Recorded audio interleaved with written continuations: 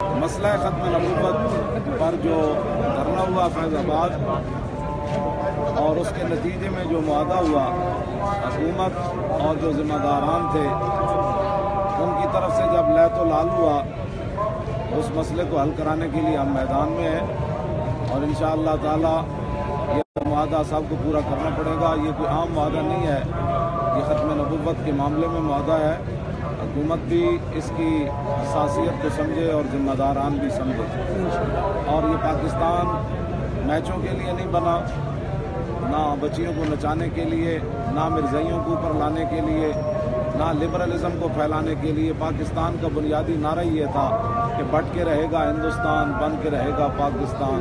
और पाकिस्तान का मतलब क्या? ला इलाहा इल्लल्लाह।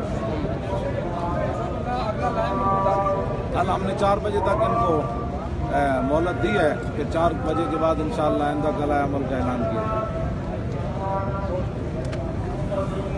जाए। गल हुई ना।